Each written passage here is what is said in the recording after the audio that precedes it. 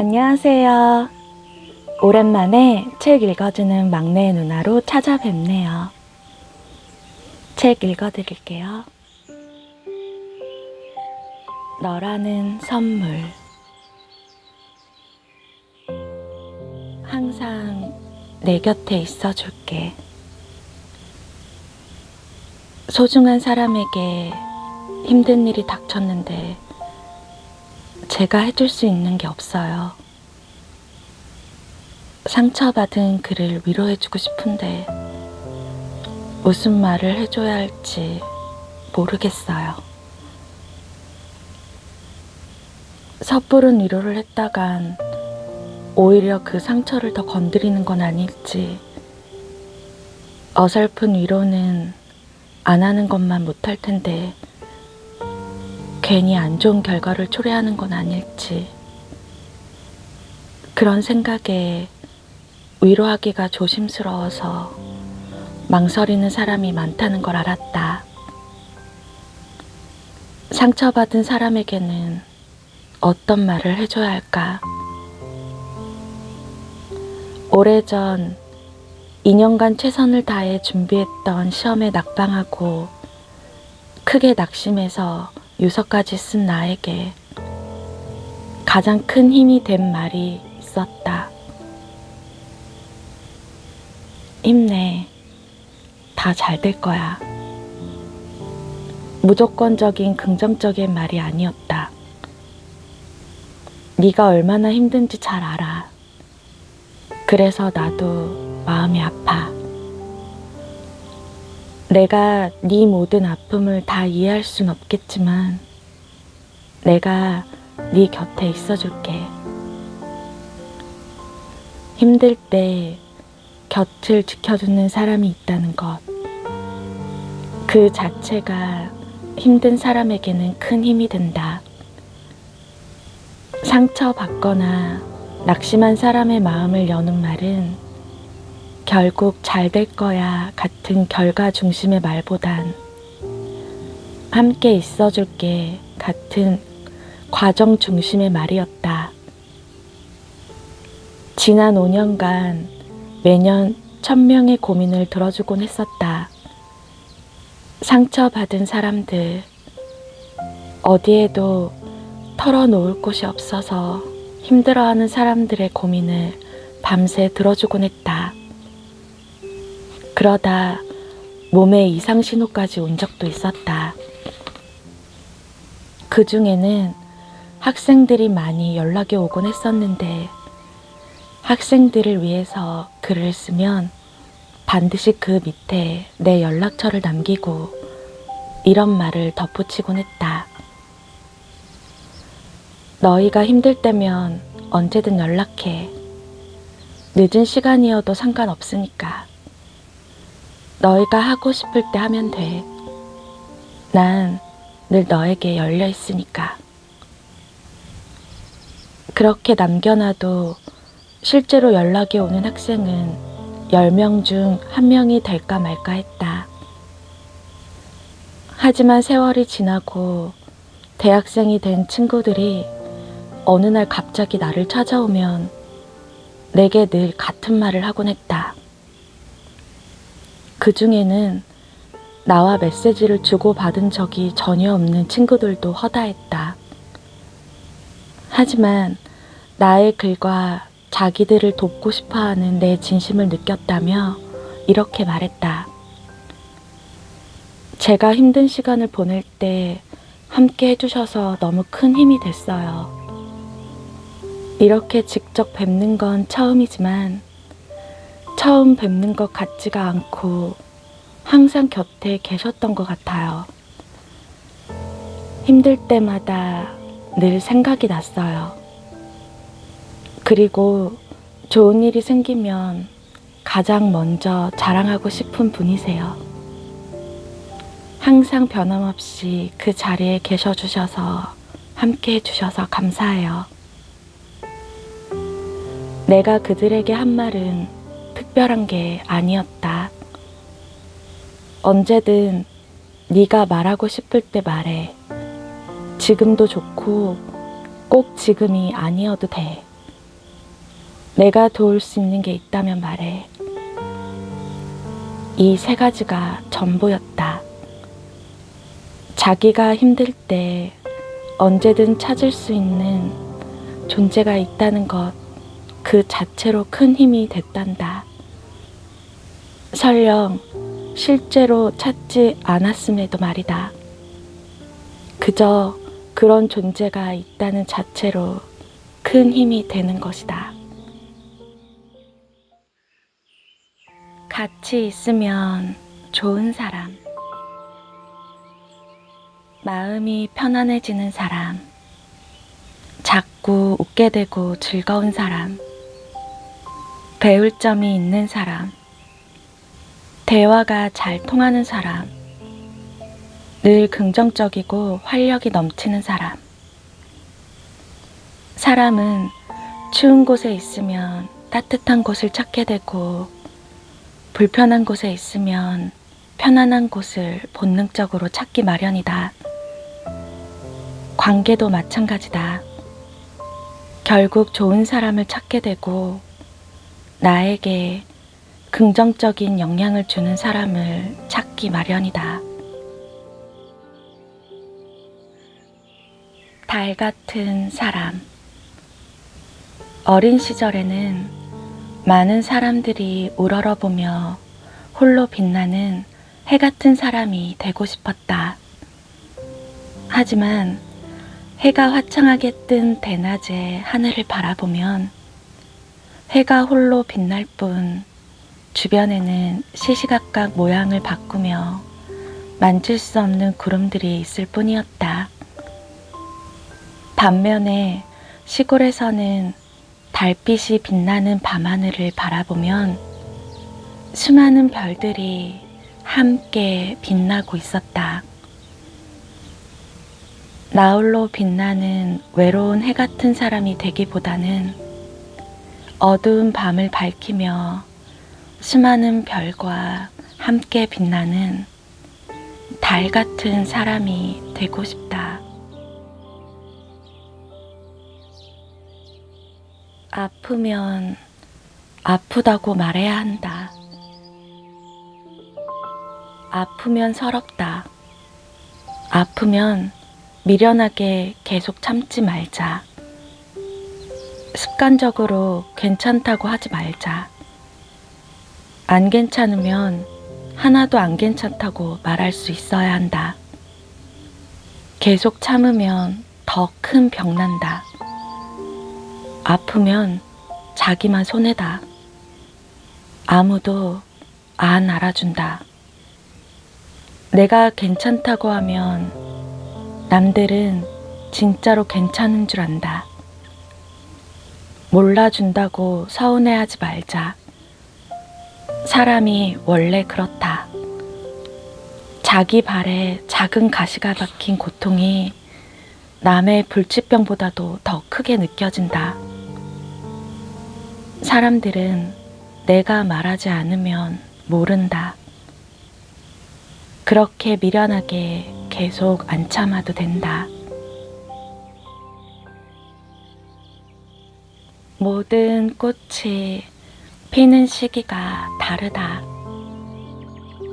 모든 꽃이 봄에 피는 게 아니듯 모든 일은 저마다 타이밍이 있다.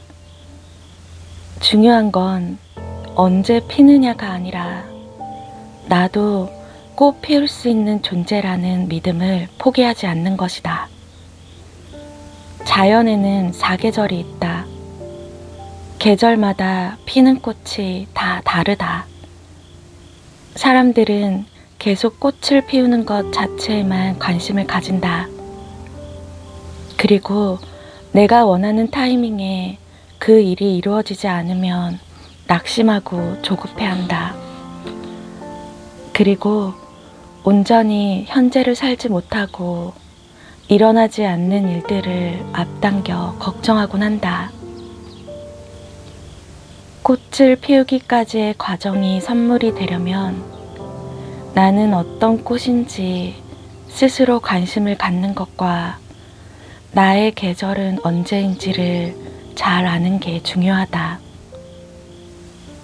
불안으로 채우며 시간을 보내든 설렘으로 채우며 시간을 보내든 그 와중에도 시간은 흐르고 있다.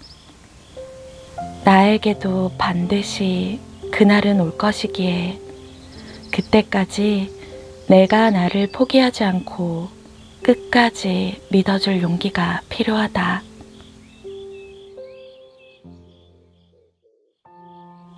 자신을 지키는 법. 나를 책임져 주지 않을 사람들이 막 던지는 말에 너무 휘둘리지 말 것. 뛰어난 사람에게는 겸손히 배우되 남과 비교하며 스스로 작아지지 말 것. 남에게 함부로 대하는 사람에게 더 이상 감정 소모, 시간 낭비하지 말 것. 휘둘리지 말고, 작아지지 말고, 낭비하지 말 것.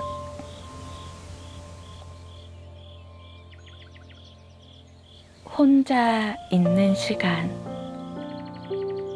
혼자 있는 시간을 소중히 여길 줄 알자. 혼자 있는 시간은 나를 채우는 시간이고, 누군가와 함께하는 시간은 주로 내 것을 나누는 시간이다. 나를 채울 틈도 없이 나누기만 하면 결국은 고갈될 수밖에 없다. 사칙 연산에서 더하기를 가장 먼저 배우고 나누기를 가장 나중에 배우는 데에는 다 이유가 있지 않을까?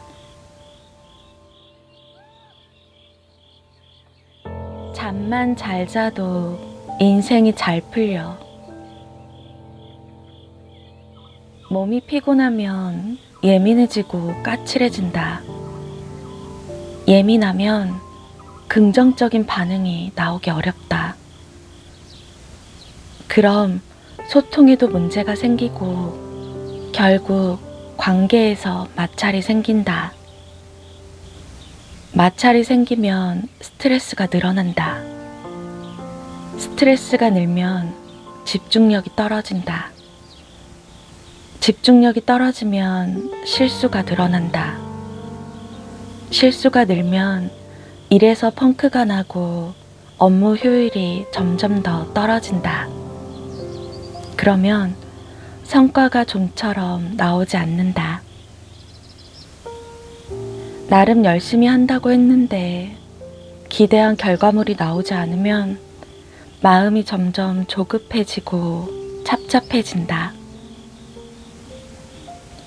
작은 실수가 계속 쌓이면 큰 실수를 부르고 큰 실수는 결국 실패를 부른다. 실패는 나를 주저앉게 만들고 두려움을 느끼게 만든다. 두려움은 인생 최대의 적이다. 매일 똑같이 하던 일에서 두려움을 느끼면 자존감이 떨어진다. 자존감이 떨어지면 점점 움츠러든다. 움츠러들면 새로운 시도를 하기가 더욱 두려워진다. 두려우면 가만히 있게 된다. 가만히 있으면 죄책감이 늘고 죄책감은 자존감을 계속 떨어뜨린다. 그러다 점점 무기력해진다. 모든 불행의 시작은 잠이었다. 우울증과 함께 늘 따라다니는 게 수면 장애와 불면증이라고 한다. 잠만 잘 자도 많은 것들이 달라진다.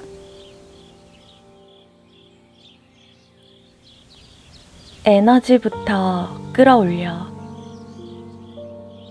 모든 변화에는 무조건 에너지가 든다. 그것이 좋은 변화든 나쁜 변화든 말이다. 삶의 좋은 결과를 만들어내기 위해서는 그에 맞는 에너지를 가지고 해야 한다. 내 그릇이 받쳐줘야 그 안에 뭐라도 담을 준비가 된 것이다. 차에 기름을 넣지 않고 그 차가 계속 굴러가길 바라면 안 된다.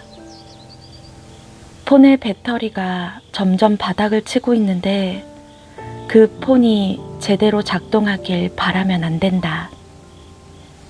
사람도 계속 활동하기 위해서는 에너지가 필요하다. 나아가 삶의 어떤 긍정적인 변화를 만들어내려면 더 큰 에너지가 꼭 필요하기 마련이다. 왜냐면 어찌됐든 현재 나에게 익숙하지 않은 새로운 무언가를 하는 것이기 때문이다. 세계적인 성과 코치인 식스 헤빗의 저자 브랜드 버처드는 좋은 습관을 가지려면 우선 내 에너지 레벨부터 끌어올려야 한다고 한다. 한국에서는 너 지금 잠이 오냐? 라고 하며 잠자는 시간을 게으름과 연결짓는 경향이 있고 잠을 최대한 줄이는 법에 대한 조언이 많다. 하지만 뛰어난 성과를 만들어내는 세계 최고의 구루들은 하나같이 말한다. 충분한 잠을 자라. 적당한 운동을 해라. 에너지 레벨을 끌어올리기 위해서는 잠을 충분히 자야 한다. 잠은 변화를 만들어내기 위해 반드시 준비해야 하는 준비물이다. 어떻게 하면 좋은 관계를 만들 수 있을까? 좋은 관계를 맺고 싶다면 이 두 가지를 해야 한다. 첫째, 어느 정도의 긴장과 적당한 거리는 유지하기. 모든 관계의 처음에는 비교적 갈등이 거의 없다. 서로가 긴장을 하고 서로에게 맞춰주니까 그렇다. 하지만 언제부턴가 싫어진다. 왜? 긴장이 풀리니까. 처음에는 서로가 잘 모르는 상황이니까 말 한마디, 행동 하나도 조심한다. 그러니 단점이 보일 일이 별로 없다.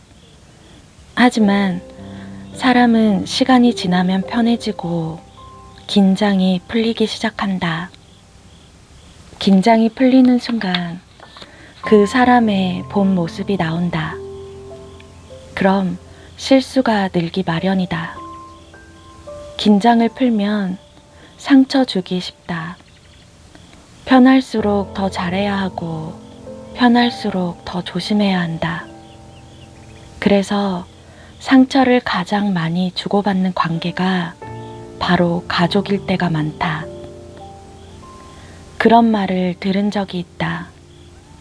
인간 관계는 난로처럼 해야 한다고 말이다.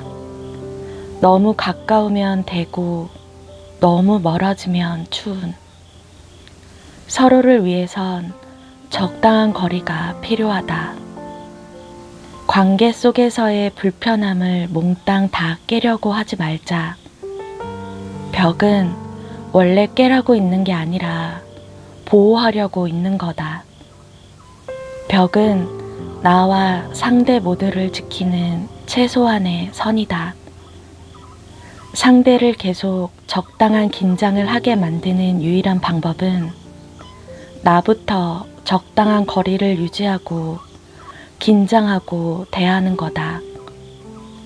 편한 사람이 되어주되 쉬운 사람이 되지 않는 법은 긴장을 하느냐 안 하느냐, 긴장을 주느냐 안 주느냐다. 둘째, 더 나은 관계를 위해 조율하기. 내가 상대방에게 내 있는 그대로를 인정해 주길 바라듯 나 또한 상대방의 있는 모습 그대로를 인정해 줘야 한다. 다만 있는 모습 그대로를 인정해 주는 게 상대로 인해 내가 힘들어도 마냥 참아주고 포기하란 의미가 아니다. 사람을 만나다 보면 어떤 특정한 상황에서 반복해서 생기는 일이나 대화나 패턴들이 있다. 딱 그 패턴 안에 들어가면 내가 불편해지거나 마음이 어려워지는 그런 타이밍이 있다. 그게 계속 반복되면 문제를 피하거나 피할 수 없다면 어떤 시점에는 직접 얘기해야 한다. 내가 말을 해야 한다. 말을 해야 그가 안다. 나도 상대도 둘 다 궁예의 관심법이 아니다. 당신의 이런 점 때문에 힘들다고 토로해야 한다. 싸우라는 게 아니다. 당신과 더 잘 지내고 싶은데 이런 부분이 내 마음을 힘들게 한다고 진솔하게 이야기하고 정중하게 부탁해야 한다. 좋은 관계를 만들기 위해서는 나 혼자서 하는 게 아니라 쌍방이 모두 관계를 조율하는 노력이 필요하다. 하지만 누군가 먼저 해야 한다면 내가 먼저 하는 게 더 낫다고 생각한다. 그게 더 멋지고 더 좋은 기회가 될 수 있다.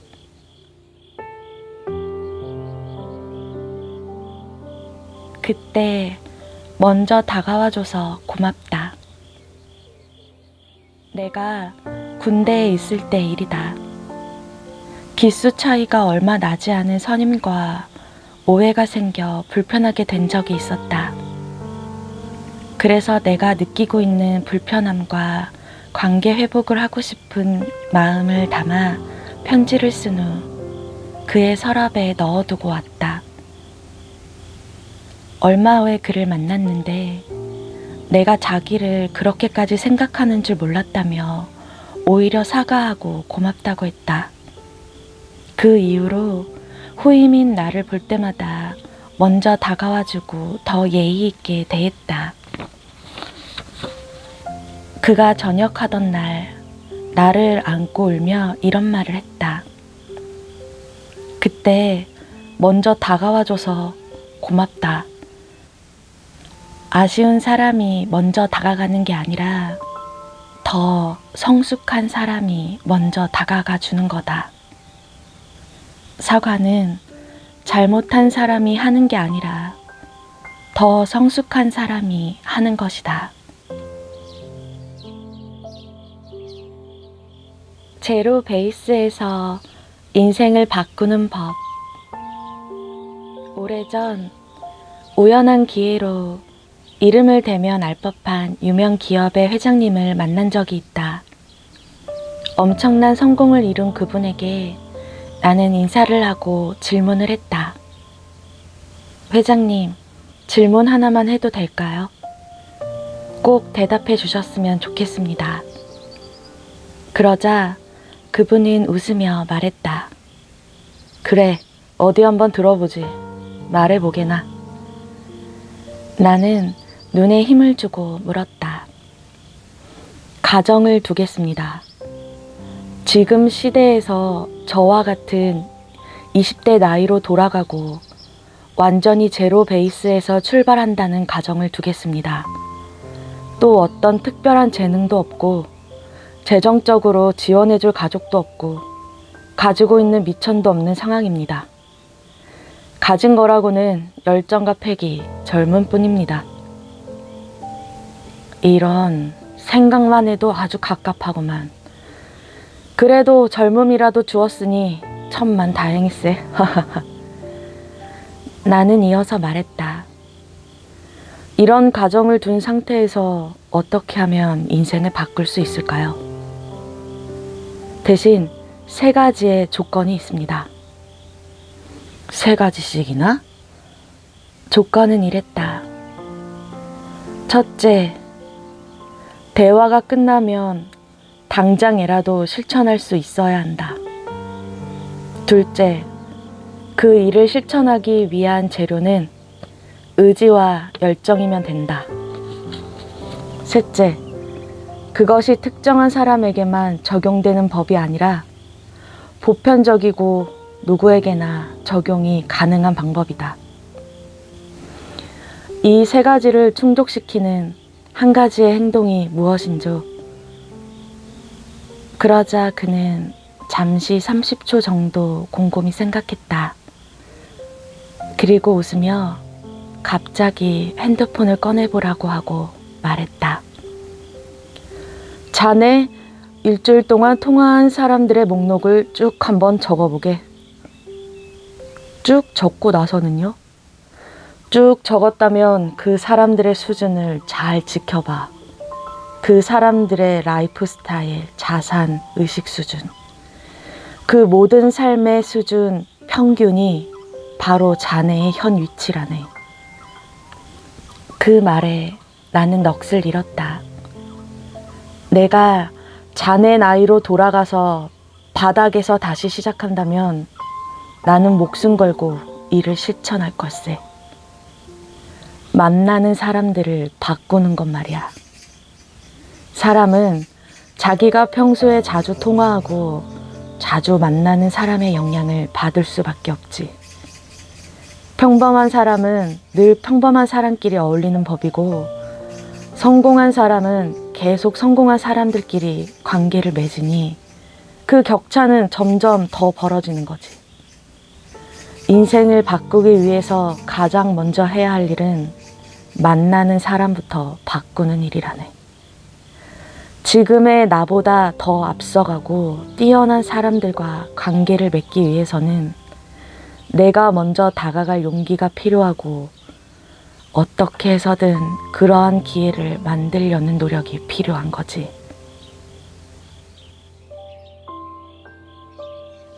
잘 살고 싶다면 사람은 조금은 영악할 필요가 있다. 착하게 사는 것보다 제대로 사는 게 더 현명한 것이다.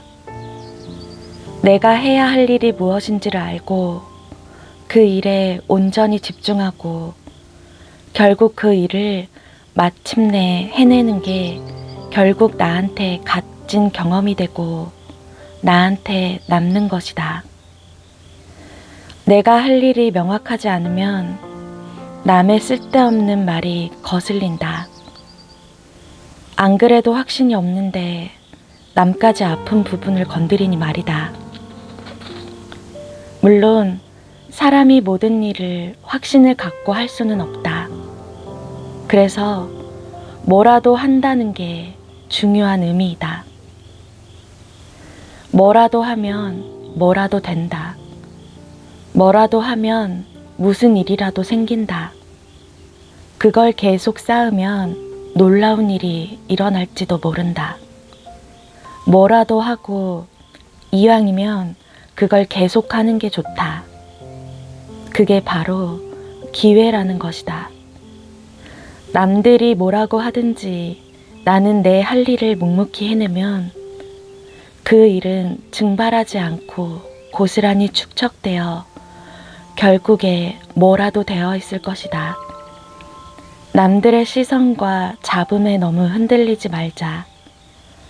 그들이 던지는 말에 하나하나 영향을 받아 대꾸할 가치도 없다. 나는 내 할 일을 하고 내 갈 길을 가는 게 뭐라도 남는 길이다. 그게 결과적으로 제대로 사는 것이고 원한다면 착하게도 살 수 있다. 남의 말에 영향을 받지 않고 내 소신껏 밀고 나가서 내가 원하는 삶을 살고 있다면 그게 바로 잘 사는 길이다. 잘 되든 안 되든 다 이유가 있다. 왕관을 쓰려는 자, 그 왕관의 무게를 견뎌라. 심는 대로 거둔다는 말이 있다. 세상 이치가 그렇다. 공짜가 없다. 그냥 얼렁뚱땅 쉽게 된 게 하나도 없다. 누군가 날씬하고 멋진 몸매를 가졌다면 남들이 먹고 싶은 거 마음껏 먹을 때 그는 절제했다는 거고, 남들이 바빠서 운동할 시간이 없다고 할 때 바쁜 와중에 시간을 확보해서 운동을 했다는 것이다. 누군가 잘 나가고 성공의 길을 걷는다는 건 누구에게나 똑같이 주어진 24시간을 남들과는 다른 카이로스의 시간을 보냈기 때문에 그런 결과를 얻을 수 있는 것이다. 바쁜 와중에도 자기 개발을 멈추지 않았던 것이다. 어리석은 사람은 저 사람은 원래 타고난 거야 라며 남의 노력을 깎아내리고 남에게는 엄격하고 자기 자신에게는 관대하다. 그 일을 할 수 없는 이유와 핑계를 찾는다. 매사에 삐딱하게 남과 세상을 바라보며 부정적이다. 그러니 안 될 수밖에 없다. 지혜로운 사람은 나도 저렇게 되고 싶다라며 동기부여를 받고 누군가 좋은 결과물을 만들어내면 그에게서 배우려고 한다. 자신을 깎으며 하루하루를 더 멋지게 조각한다. 그 일을 할 수 있는 방법과 길을 찾아 나선다. 매사에 앞서가는 사람에게는 배울 점이 많다. 그러니 잘 될 수밖에 없다.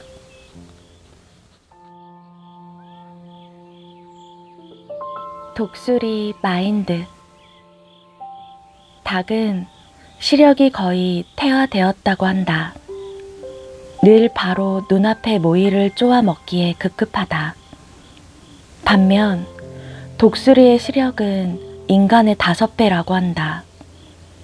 독수리는 가장 높은 곳에 둥지를 튼다. 그래서 시야가 아주 넓다. 1km 밖에서도 뛰어가는 토끼를 발견하고 높은 상공에서도 빠른 속도로 하강해 먹이를 사냥한다. 그러니 독수리를 보고 새들의 왕이라고 한다. 닭은 강한 바람이 불면 날아갈까 싶어 몸을 자꾸 움츠릴 뿐이지만 독수리는 바람이 강하면 강할수록 큰 날개를 펼치고 도리어 바람을 이용해 편안하게 비행한다.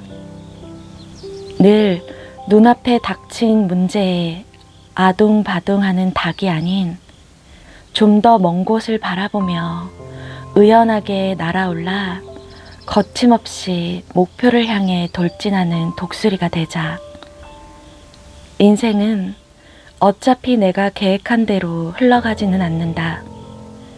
나의 바람대로 되라는 법도 없다. 그러니 그로 인해 실망하고 속상해하지 말자.